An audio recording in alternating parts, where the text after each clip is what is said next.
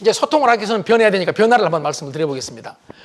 옛날에는 변하면 어쩐다고 그랬죠? 변하면 죽는다고 그랬어요. 변하면 죽는다. 지금은 변하지 않으면 죽는다. 그럼 한번 우리 조금만 생각을 한번 해봅시다. 남자와 여자 중에서 누가 더 잘 변해요? 일반적으로. 여자가 더 잘 변하죠. 그러잖아. 옛날 그 남자가 군대 가면 여자가 고무신 거꾸로 신는다고 그랬잖아요. 아니, 그냥 그런 말이 있었잖아요. 여자가 잘. 그러면 나이가 많은 사람, 나이가 적은 사람, 누가 더 잘 변해요? 나이 적은 사람이. 그러니까 옛날에는 변하면 죽는다고 했어. 변하면 죽는다고. 그러니까 잘 변한 여자와 나이 어린 사람들은 가치가 떨어져. 옛날에는. 그래서 최고의 가치는 남자 나이 먹은 사람이야. 집에서 최고는 할아버지야. 마을에서 최고는 최고 연장자야. 동의하십니까?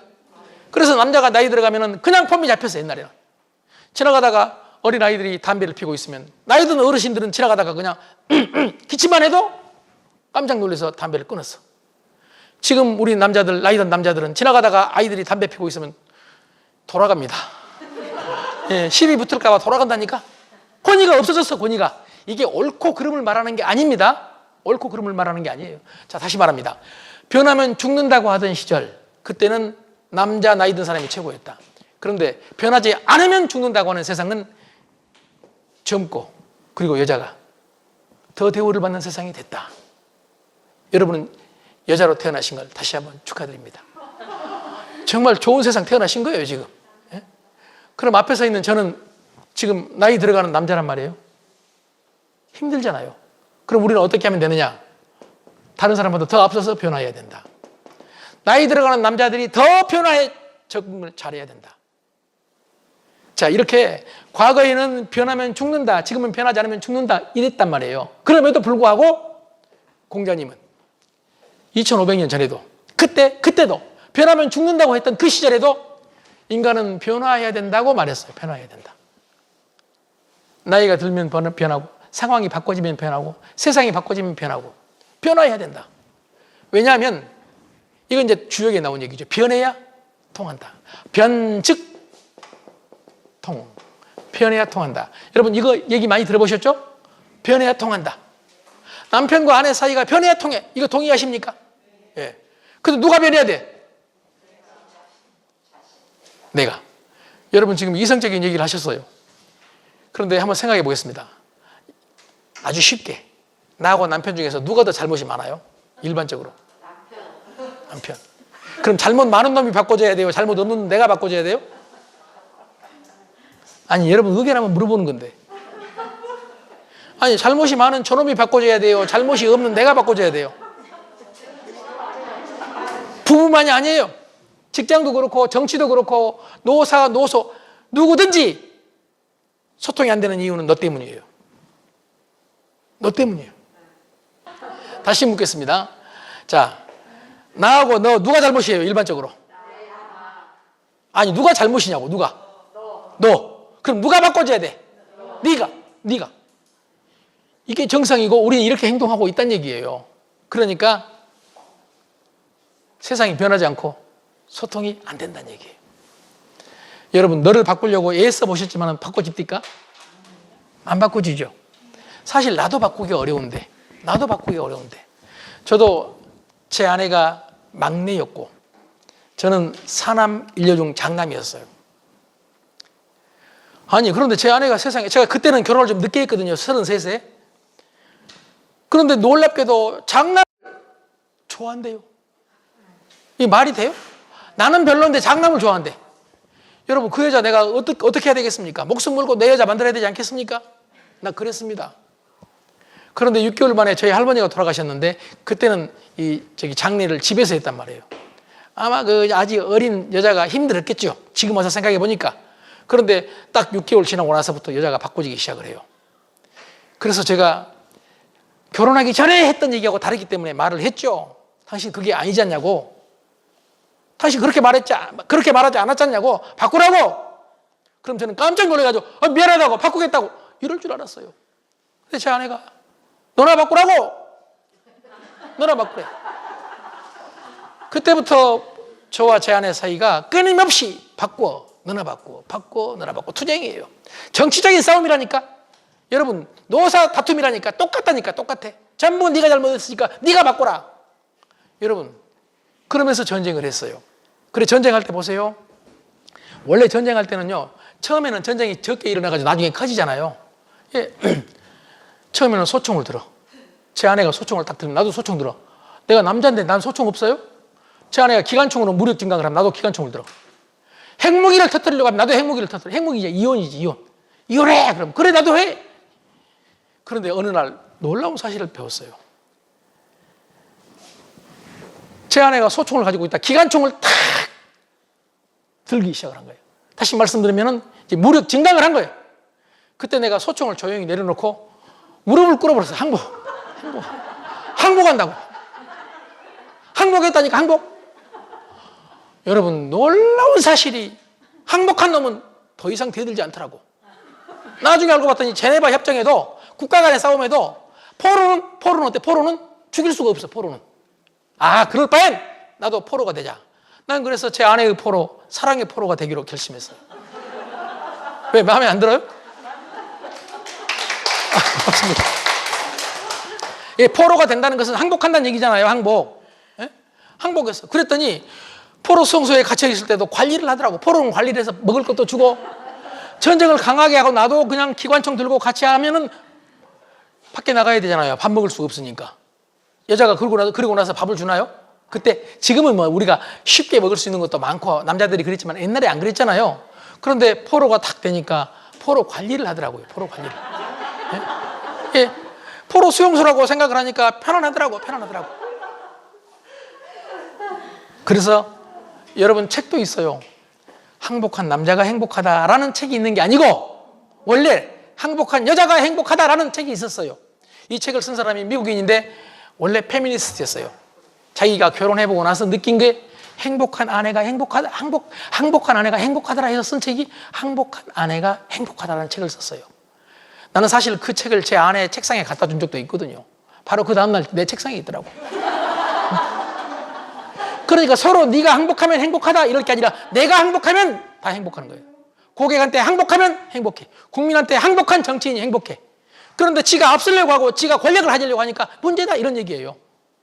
여러분 싸워서 남편한테 이기고 싸워서 아내한테 이기고 얻는 게 뭐 있어요? 아까 말했잖아요. 특히 우리 남자들은 얻는 게 하나도 없어. 괜히 싸우고 나면은 나와 제 아내 강경한이 아니라 우리 어머니까지 괜히 불편해. 멀리 떨어져 있는 어머니까지. 그래서 항복이 아름답다라는 사실을 다시 한번 생각해 봤으면 좋겠어요. 우리 인간이요, 지금까지 자연을 정복해가지고 이렇게 세상을 개발했어요. 이제 자연한테 항복해야 돼요. 자연과 항복하고 자연과 평화롭게 살 수 있어야 돼요. 마찬가지로 너한테 내가 항복하면 우리는 너와 나 사이 행복해지고 서로 소통하면서 살 수가 있다. 저는 이렇게 보거든요. 그래서 자, 공자님이 이 얘기하다가 변화가 없던 그 시절에도 변화해야 된다. 인간은 변화해야 된다. 그렇게 얘기를 했다는 얘기죠. 지금은 변하지 않으면 죽으니까 엄청난 세상이 됐으니까. 그런데 변해야 통한다고 했어요. 변해야. 그리고 통하게 되면 어찌 되느냐? 한문으로 써서 미안합니다. 통즉 오래 잃고 통하면 오래 간다. 그러니까 소통이 되면 남편과 아내가 오래 간다는 얘기예요. 인정하십니까? 소통이 되면. 그런데 소통이 되려면 변해야 되는데 누가 변해야 된다고요? 내가. 그런데 내가 변하기가 쉬워요? 어려워요? 어려워요. 인간은 죽어도 변하기 어려워요. 언제 변하느냐? 언제 변할까? 죽을 때 변해. 죽을 때를 그냥 주역에 나오는 얘기로, 주역에는 이렇게 나와 있어요. 이 궁할 궁자거든요. 궁할 궁자예요. 궁할 때 인간은 변해. 궁할 때. 망하면 변해. 아프면 변해. 크게 아프면 변해. 여러분 이 말에 대한 동의하십니까? 네. 여러분 중에 혹시라도 뭐 크게 아프신 분이 계실 수 있고 저도 마찬가지입니다. 또 우리는 언제든지 이런 아픔을 가질 수가 있는 거고요. 그런데 여러분 숲속에 들어가서 자연 치유하신 분들이라든지 이런 분들 대부분이 크게 아프신 분들이 많거든요. 아니 오해하지는 마세요. 아프니까 변합니다. 아프니까 변해요. 서울대학교 이상목 교수라는 분이 계십니다. 몇 년 전에 미국으로 대학원생들 데리고 미국 출장 갔다가 빗길에서 차가 넘어져가지고 모기야를 다 쓸 수 없게 됐고, 여자 제자 하나는 바로 그 자리에서 세상을 달리했고 운명을 달리했고, 본인은 모기야 아무것도 못 써. 아무것도 못 써. 그런데 미국에서 6개월 동안 재활 치료를 했는데 기적적으로 강의를 할 수 있게 됐어요. 이렇게 강의한 게 아니라 전자기기를 활용해가지고 자기 목소리를 내는 게 아니죠. 옛날 스티브, 네, 누구죠? 호킹. 네. 이럴 때 이렇게 도와주면 도움이 됩니다.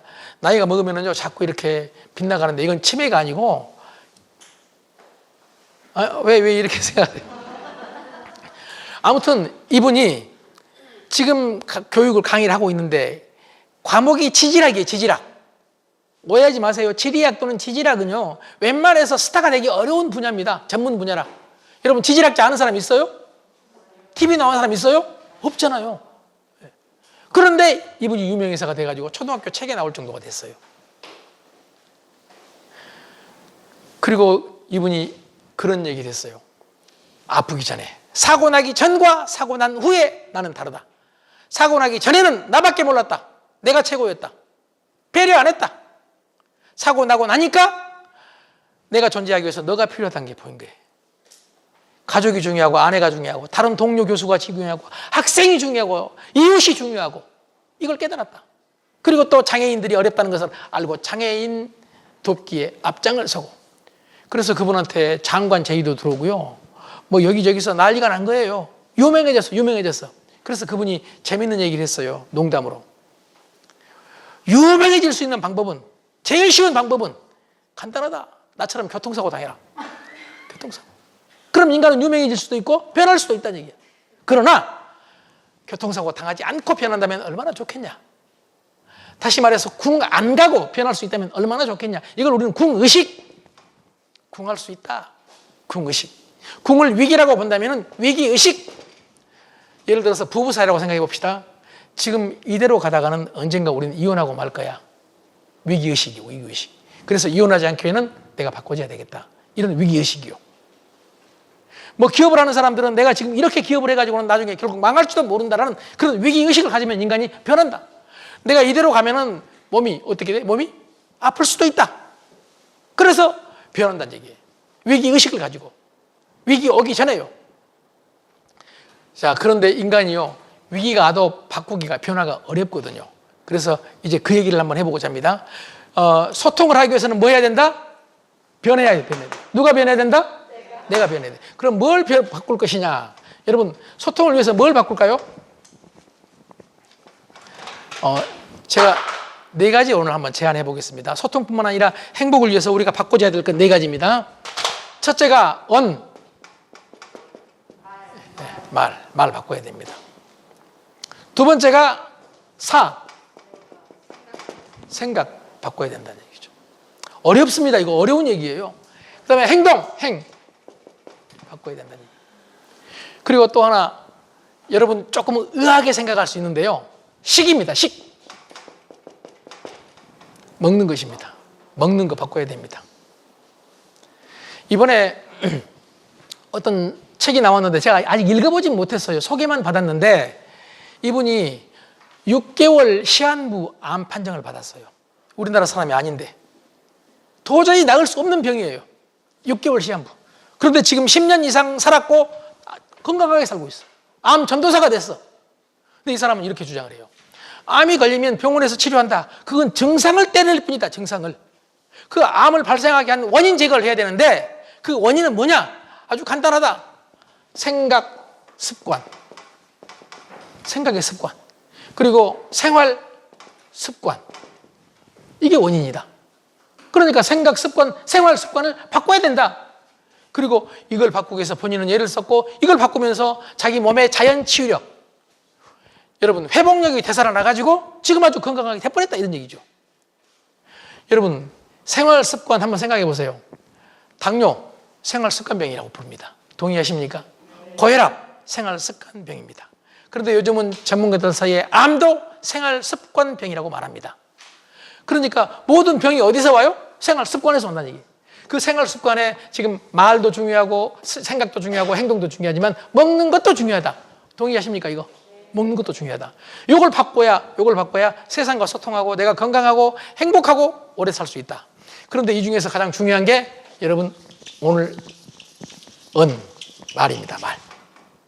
말을 어떻게 바꿔야 될까? 제가 아까 말씀드렸듯이 우리가 말할 때 그냥 생각하지 않고 말을 하기 때문에요.